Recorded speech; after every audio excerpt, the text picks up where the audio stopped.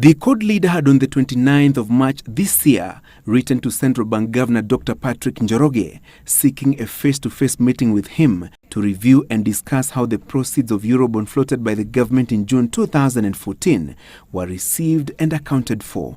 Odinga had proposed to meet the governor and relevant central bank members of staff on the 7th of this month to discuss, among other issues, the contents of the sovereign bond account number 1000212764 for the period between 19th of June 2014 to 30th June 2015 to ascertain whether the 173 billion shillings realized from the floated bond were received by central bank and how the money was utilized.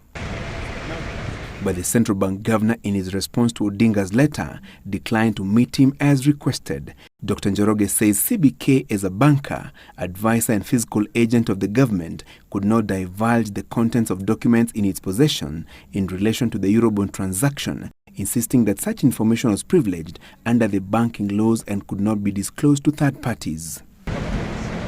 Odinga, while requesting a meeting with the CBK chief, sought to peruse each debit and credit entry in the sovereign bond account and all relevant documents, including vouchers, statements and money transfer entries to the consolidated fund account as well as the exchequer accounts to help track the Eurobond money trail. However, the governor says CBK had provided all the information that was required to the Ethics and Anti-Corruption Commission (EACC) to investigate the Eurobond matter when questions were raised on how the proceeds were utilized. The former Prime Minister had in January this year asked President Uhuru Kenyatta to declare the Eurobond matter a national disaster and demanded the sacking and prosecution of National Treasury Cabinet Secretary Henry Rotich, his Principal Secretary Dr. Kamau Thuge, and Accountant General Bernard Ndongo over what he termed a saga of deceit, collusion and cover-up.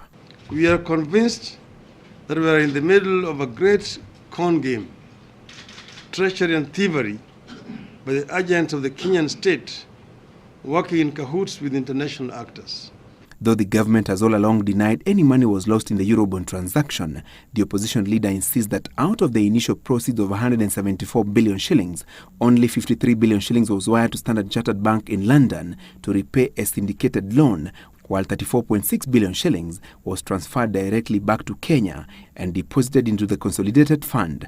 The remainder of about 86 billion shillings at the time is what Odinga insists was missing, despite the government saying every cent was absorbed into the budget, and termed the CORD leader an economic saboteur. Francis Gashuri's Citizen Business Center.